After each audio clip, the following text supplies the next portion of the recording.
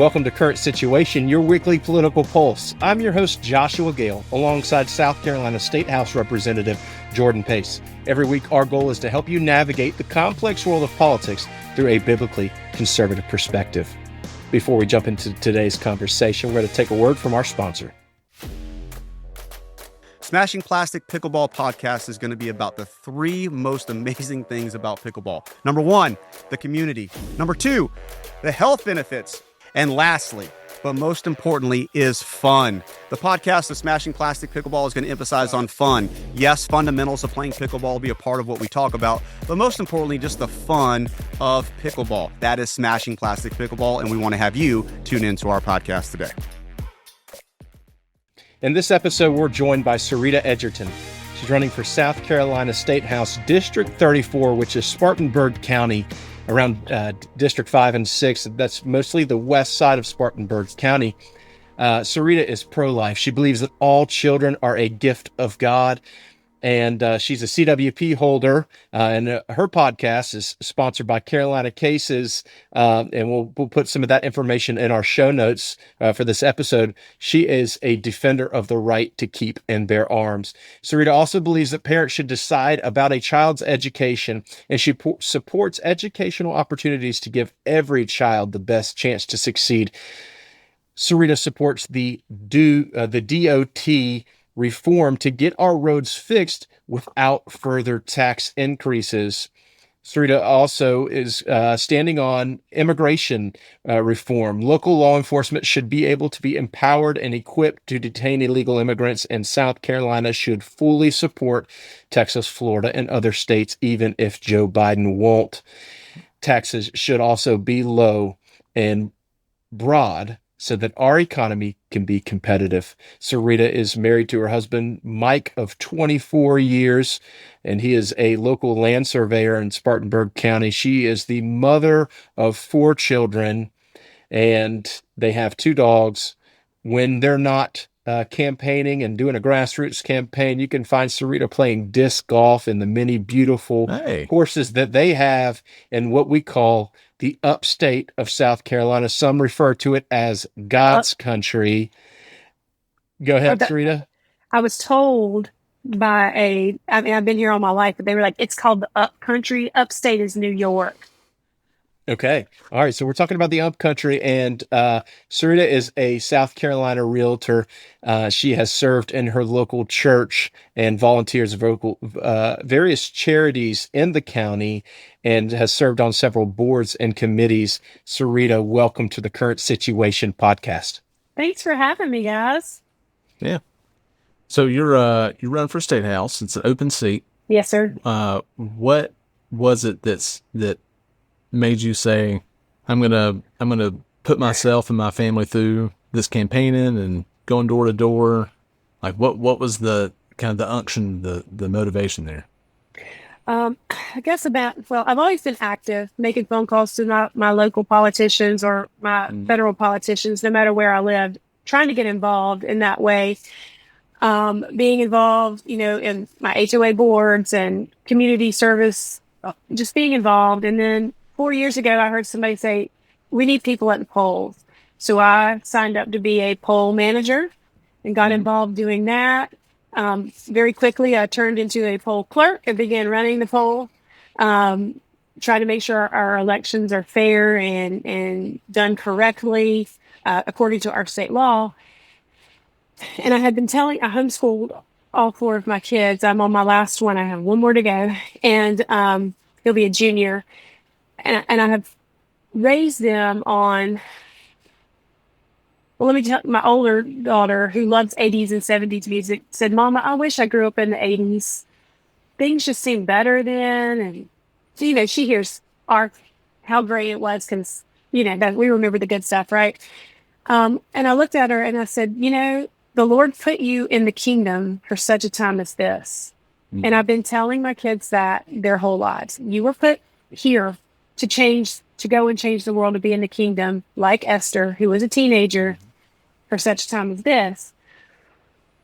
And so I kept saying, somebody needs to go to Columbia, somebody needs to go to Washington, somebody needs to do something. It is getting worse, not better. Nobody decent runs for office. And my daughter looked at me and she said, Mom, what if God puts you in the kingdom for such a time as this? And I went, Ooh. oh, toes crushed. I mean, it was brutal. Yeah. So I thought, okay, well, I'll run for, I don't know, county council or dog catcher or something. Like, I never run for office. I didn't know what to do. And lo and behold, my current legislator decided that he was going to run for Senate, and that came open. And the Lord said, you're going to do that. And I said, but I don't know how to run for office. I don't know anything about it. I don't even know how to. So I of course, I go on the website to figure out when to file. So I didn't even announce I was running until like 2 days before I filed, which was the very first day of filing date. I have not been door knocking since January. I have not been fundraising since November. I didn't even know that was a thing. Y'all, it's like drinking from a fire hose. But the Lord said, do it. So I met with a couple of people, got some ideas. I Googled how to run for office. I mean, well, I don't use Google, but I search engines, how to run for office. And I went and filed and didn't know anything about ethics filing. So that was a whole learning experience that cost me a little bit of money. And I have been, it said go door knocking. And that was the advice I got from several people. And that's what I started doing. When I first started it, I didn't have any platform. I was just knocking on my neighbors' doors that I knew voted. I started there, telling them I was running. Didn't have anything to give them. Didn't have anywhere to send them. I just started knocking doors. And then slowly the money came in, little bit by little bit. I never have more than I need, really. I have exactly what I need. I call it my manna from heaven. I get exactly what I need. And so that's what I've been doing. And I've probably, between my husband and myself, we don't have a team. I was kind of listening to one of your other people you interviewed, the lady, Jody. Yeah. Jody Bowman. And we've done 800 doors by ourselves, and we have about another 400 to go on our first tier, and we'll clear that probably by Monday, and we will start our second tier. Like I said, I'm running from behind, but when you're running from behind and you have nobody ahead of you, it's not that it's not hard, because I come home every day exhausted because I'm still momming and I'm still real estating and I'm still visiting friends in the hospital and taking care of my neighbors. I still do all that and volunteer.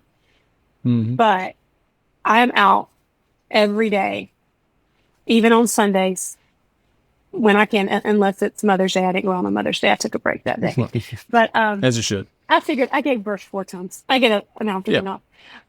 So that's what I've been doing. And I really feel the Lord has called me to it. My husband we have prayed about it, and he also feels it. And he's like, are you sure, God? Because every time we get a bad piece of mail about me, Lord, this is my wife that they're talking about. That's my wife. He said, if it was about me, it wouldn't be a big deal. That's my wife. It hurts him. To me, it just makes me, okay, let's go. I'm ready to go. It fuels my fire. But for him, it breaks his heart, because he's like, how can people lie about you like that? And I know why I'm the target, but of the 3 of us who are running for this particular office, they're not. Because you're the most conservative. And you're a mama bear, and you could spend a couple seconds with you and realize very quickly you are a mama bear. The debate in North America is, what is the strongest bear or the most fierce bear? Is it the black bear or the grizzly bear? But both of those answers would be wrong. It's the mama bear. Yeah. And it's the American mama bear. It's the conservative Christian woman who has a moral compass and has her values and her eyes in the right place, and who can hear from heaven, and who is not easily offended by the world or distracted by the enemy, and who wants a better future for her children. And it sounds like you've heard that call and that challenge from your own children. And that is just wonderful and admirable about you. I see a sign behind your head, and a friend of mine just wrote a song about how the enemy has crossed the line. And as for me and my house, we shall serve the Lord. This, it sounds like you have an incredibly huge servant heart, and you want to expand that and take that to Colombia.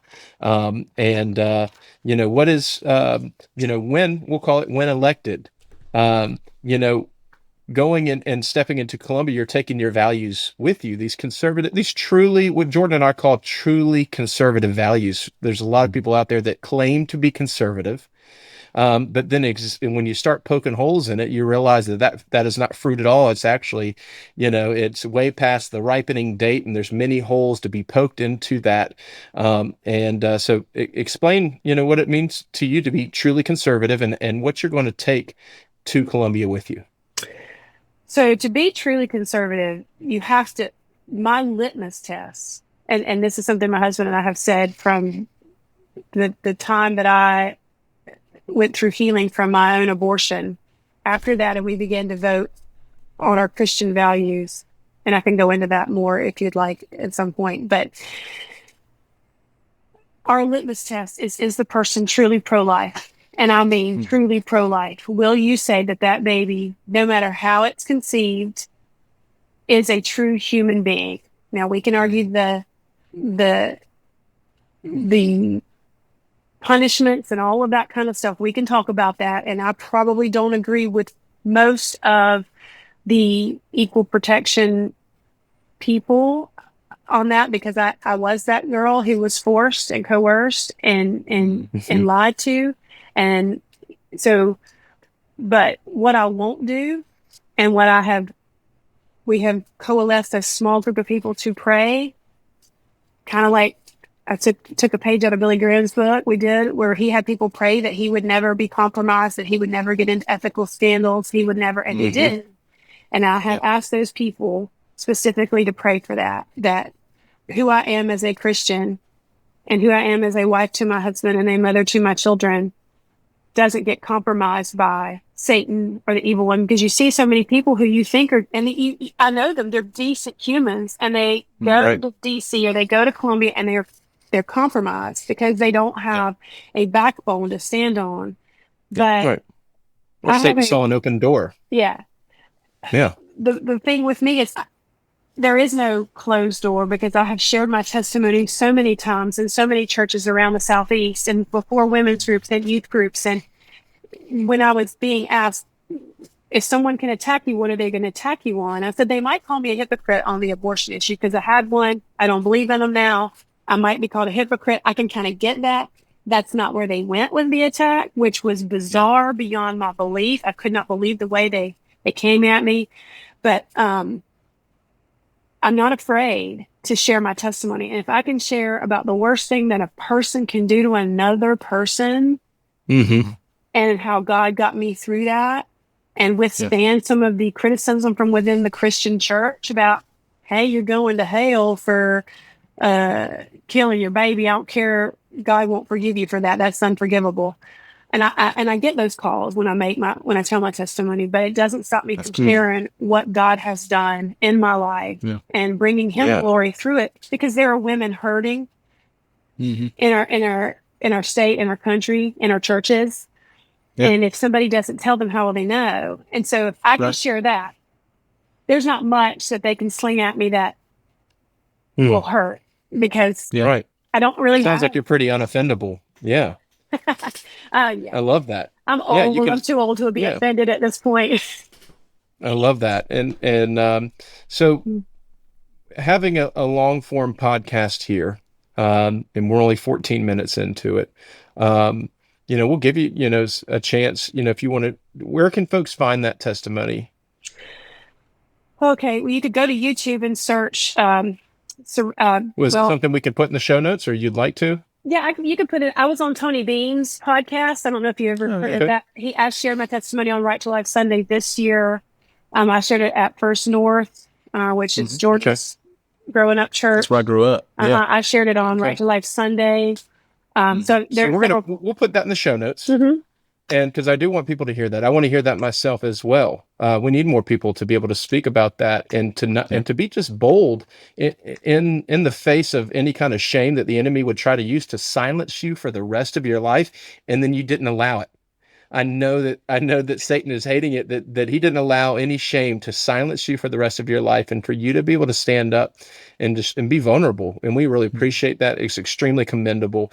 So some of the other mailers you spoke about, is there anything in this long form podcasting that you want to set straight? Any record you want to set straight? So let me be very clear. To quote Joe Biden, let me be very clear. He usually has not been very clear when he says that. No, And I'm going to have to try to get that vernacular out of my mouth. But no one has ever asked me for loyalty, period. The SCGOP has never called me. I've never heard from Burl Smith. I've never heard from, I don't know any of the other names. I've never heard from anybody. Nobody's called me to ask me, hey, will you pledge your loyalty to the SCGOP? No one has asked from the Freedom Caucus. Nobody's called me from the Women's Caucus, so I doubt they will. Nobody's called me from the Family Caucus. I don't have time to even worry about that. I have got to be out knocking doors. When I get elected, we can then talk about where my loyalties lie. But right now, my loyalties lie with Jesus Christ and Michael Edgerton, my husband, period. End of story. Amen. Those are the only pledges of loyalty that I've made. So to put that clear, I have not pledged loyalty to people who want to put women in jail for having abortions. I've never done that. And I've never and I don't want dirty water. I don't understand that. And I don't hate police officers and I don't hate cops. Wait, one of the attacks was that you want dirty water? I don't want to fund public sewer and water systems. Okay. I'm for people who went against the budget. Right. We could. I'm in the same. I'm in the same boat because they don't. Yeah.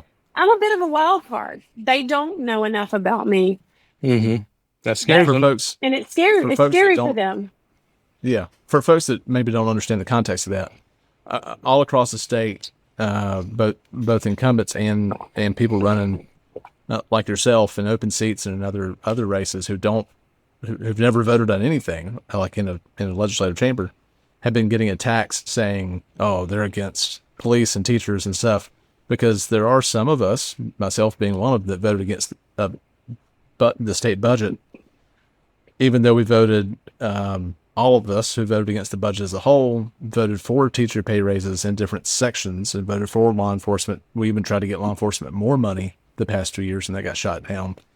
This is kind of the emblematic of what Josh, you were alluding to. In Colombia, they will, much like Satan does, take a tiny kernel of the truth and twist it into all kinds of lies by saying, these people hate teachers and puppies and all that. I mean, I caught a lot of that for the last 2 years. Anybody who sticks to their principles is going to get accused of all that stuff, because the devil's, he's the accuser. I will make a pledge. Yeah. I cannot vote for any part of the budget that has money going to Planned Parenthood. I won't do it. Yeah. I'm not going to do it. So if you don't want to elect me because of that, that's fine. I'll stand on that principle until the day I die. No more money to Planned Parenthood. I'm not doing it. I have already given enough of my life. And to kind of go with something you said earlier, Joshua, when the first time I felt called to tell my testimony in public, I was like, Lord, really? I mean, these people are going to judge me. And he looked at me and he said, I have removed your shame. I have removed your guilt from you. And he said, I gave you a big mouth and you're going to use it for my glory. And I said, okay, God, that is true. I have always been accused of having a big mouth. So yeah, he's given me a big mouth and I will use it to tell what he has done for me.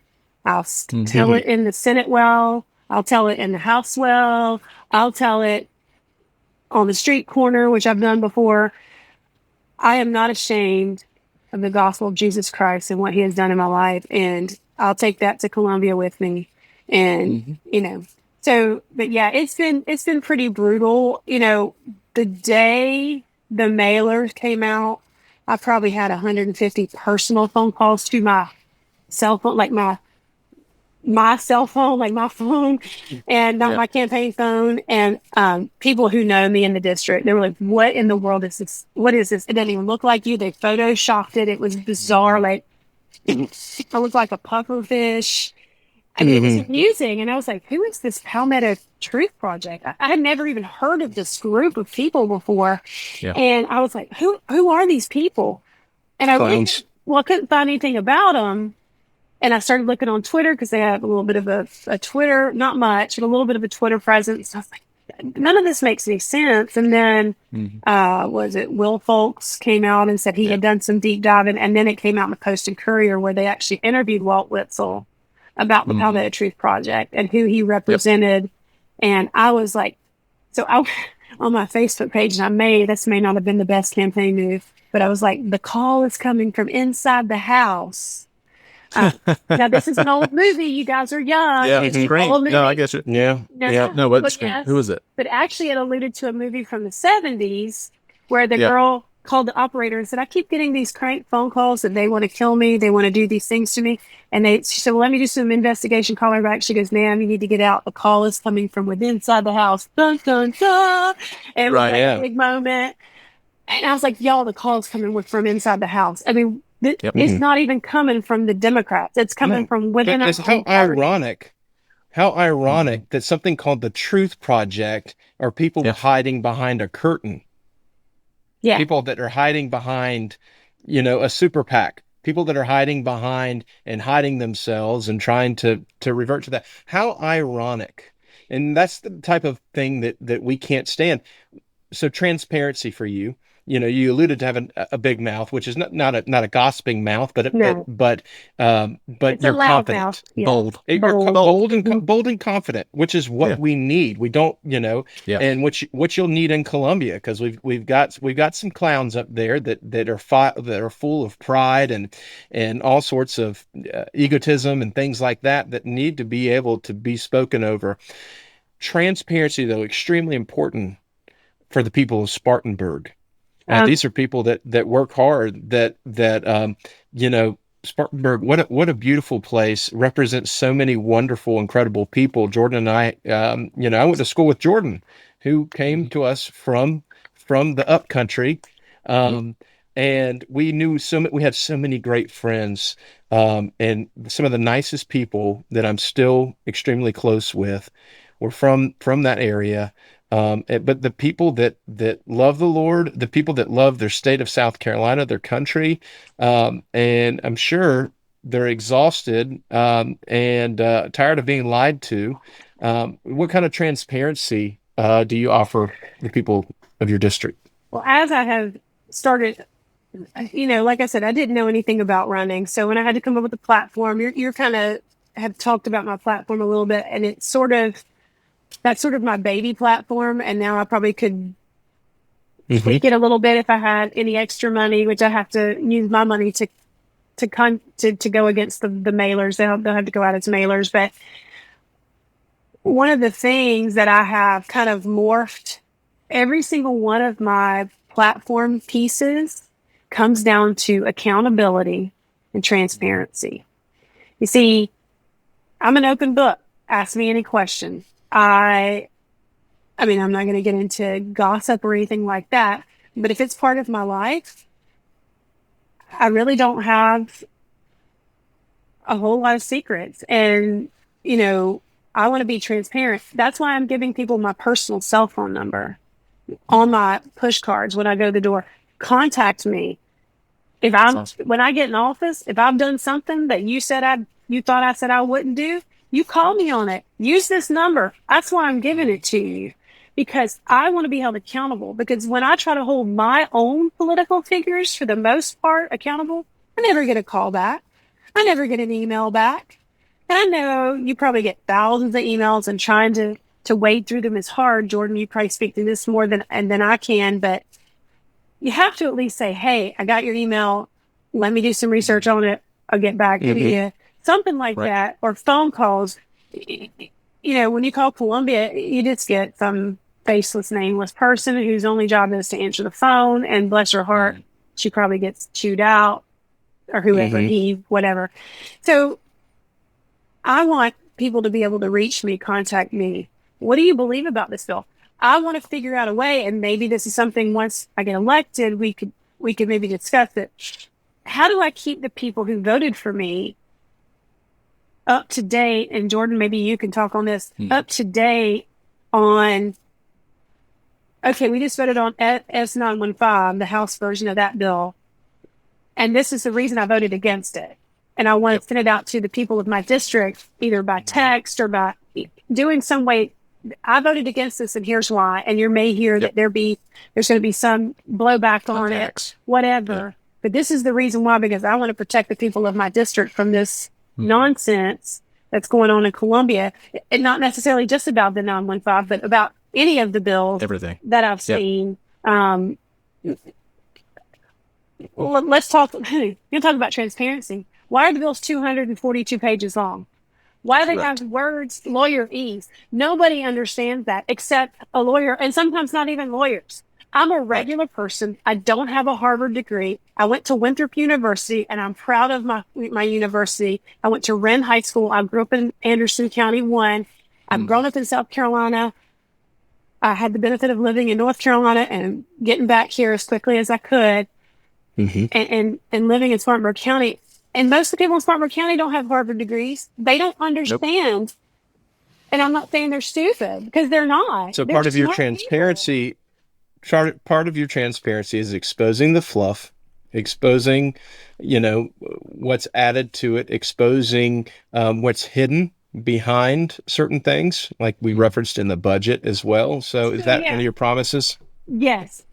And I may have called it the wrong thing the other night, and because I don't know, like I said, I don't know everything. And any politician who tells you they know everything, they lying. Yep. And they are. But what I want to say is, I've always said, give the budget to a group of moms with a bag full of red pens, feed us for a week, give us nourishment and drink, water, and we will take we don't need to study penguins in Antarctica. We're not doing that. We're not building a road to nowhere. But we got rid of, and I called it the line item veto, and I don't think that's what it really is. But being able to cross out specific lines in the budget and say, okay, and I'm going to make this up, if we're going to study the brown porcupine in Australia, and that's going to cost us $1.8 billion. And I use that very specifically, that amount. Let's take that $1.8 billion and let's don't study the brown porcupine. Let's put that into teacher raises or officer raises or roads. Bridges. Yeah, I just saw they closed a bridge. So you're saying as a mother of four that your family has to live on a budget. And you've learned to live on a budget, but somehow for a lot of times, we elect people who have never had to live on a budget. They come from a long line of generational wealth, things like that, or maybe they're a divorce attorney. And that's been able to pay the bills for them for so long, and allowed them to to waste other people's money. So you're saying we need somebody who actually understands how to live on a budget and how to, live within the means, so that we can actually operate the state of South Carolina, and without raising taxes year after year after year. And so here's nobody I'll give you a little knows insight. That tax. We know we pay taxes. My people, when I go to the doors and knock on the doors, and they say, we have paid for a gas tax. We pay for a road maintenance fee every time we renew our license and tag. We pay property tax, which I know some of that goes to schools. We pay the penny tax in Spartanburg, which was real popular, but still got through somehow. We pay the penny tax. Where's that money going? They don't know, but they know it came out of their check. They know it comes out of their budget every time they go to the grocery store, and inflation's getting higher, and now we're taxing that again. It's just, my husband lost his job in 2008 in the downturn of that time period. And I had 4 children to feed, plus the 2 of us and a dog. We didn't have 2 dogs then, but a dog. And so there were times when it was beans and rice, because we didn't have money at this. And I was going to the local food bank and getting a box of food and trying to make that work for my family because I was waiting tables and that made some money. So we didn't lose our house. But when we ran out of money at the end of the month, we just didn't go to the basement and print it like our government does. And then people get frustrated, and I'm at doors and people are frustrated because we're spending money, and in their perception, and I'm sorry, Jordan, I'm going to throw you somewhat under the bus, not you particularly, but all that money, and this is a quote, all that money goes to Charleston and Florence, and we get nothing up here. And I literally have heard that over and over and over, like we're the redheaded stepchild of the state. And that's how people sometimes feel here. And we don't.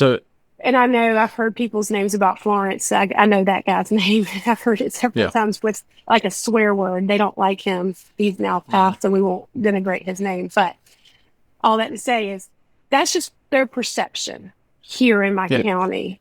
Well, and perception is reality in politics. Yeah. I used to work for a former governor of the state, and that's one of the things he taught me is perception is absolutely reality when you're talking about politics. And they're not far off. The reality is when it comes to the budget, it's far less about what we need as a state and far more about scratching each other's backs and all right, well, you get this for your pet project and I get this, and whoever's actually in charge, whether it's the speaker or the finance committee chairman of the Senate, which those are kind of the two most powerful positions in either house, they get $30 to $150 million for their area or more, just depending on where the area is from. Like, that's not the way it's supposed to be, but that patronage system essentially is what it is. That's the good old boy system. Correct. That is alive and well, and it needs to die because it is destructive. If I could ask a question then on that note, if I can remember exactly. Oh, when they choose committees, Ways and Means, because somebody asked me at something, what committee would you like to be on? I was like, Ways and Means. They laughed at me. Sure. Yeah. Yeah. And I'm like, but I would bring a fresh perspective. They were like, they don't want a fresh perspective. They do not. Could we, I know this sounds dumb or simple. Again, not Harvard educated, but my kids, when they buy Christmas presents for one another, they pick names out of a hat to who they're going to buy for. Could we not do that for committee? Instead of Mr. Person of Interest, who's the highfalutin guy, I'm going to appoint you there because you're going to do what I ask you to when I need a judge to come through here and get approved, or you're going to make sure that I get allocation to my. But instead, could we not do a lottery system or pull a name out of a hat? I don't care. I think that bingo. Who's got bingo? Let's do bingo. Let's play bingo. I don't care. I think a randomized process by which committees are assigned would be a vast improvement over what we'd have now, where it's entirely about patronage. I thought it was just too simple a problem. No, not at all. We have the KISS rule here. Keep it simple, stupid. So, all right. Well, I've got time for one more, Jordan. Unless you have any further comments. No, yeah. Okay, I got a chance for one more extremely important question. The one that I've been wondering about for a while because I'm not in the upstate very often. Where am I going to find the best hamburger? I'll let both of you have a chance to answer this. But you've got a new baseball team. It's called the Spartanburgers. Hub City Spartanburgers, yep. They're Home City Spartanburgers. You know, hopefully that they're going to champion one of the best burgers, or at least have many options and different food trucks and things like that. Where are you going, Sarita, for the best hamburger in Spartanburg County? Trucks in there too. I got to choose. Yeah, I think so. And it's Hub City, not Home City. Hub City. Hub City. Okay. So if I'm going to go get a burger, I'm going to go to one of two places: Burgers and Bakery on WOEZL. It's a small little joint, but it's literally one of the best burgers I ever put in my face. Or Rigsby's. And there's one downtown and one in Boiling Springs. So, yeah, those are two very good burgers. All right. Jordan? Probably either Ike's, which is toward the east side. Been there forever. Forever. And, as much as I love the Beacon and grew up on the Beacon, their burgers are not their best option. No, it's not. They're onion rings. no. If you're going for onion rings, though, you got to go to the Beacon. I might say either Ike's or Sugar and Spice. Sugar and Spice. Yeah. No, can't change it now, Sarita. Change it now. I'm still sticking with Burgers and Bakery. They are fantastic, run by this sweet couple, and she makes some of the most amazing desserts you'll ever put in your face. It's just, and then they opened a little coffee shop down at the bottom, so they got it all now. Oh wow! Coffee, dessert, and burgers. Y'all, if you haven't had an opportunity to go to the Upstate, make a little weekend getaway. It is a little bit cooler than here in the Low Country where Jordan and I live. But if you want to know more about Serita Edgerton, you're going to go to saritaforsc.com. We're going to put that into the show notes. Sarita, thank you for being a guest here on the Current Situation podcast. Thanks for having me, guys. I appreciate you letting me tell my story and let Spartanburg 34 be seen statewide. What an amazing place this is to live and raise your children. And y'all come up here and we'll go disc golfing. There you go. I'm all about it. I'm all about get it. some burgers afterwards. And get some burgers. That's it. Well, you heard it here on the Current Situation podcast. You've heard from Serita Edgerton. There's a lot in the show notes that we're going to put. We're going to even put some links to these burger places. So look through there. Watch and listen to Sarita's testimony. Pray for Serita. Commit to praying for your politicians that they would not be corrupted. She needs money. And donate. Right now, go to saritaforsc.com. I think it's $1,000 per individual campaign contribution.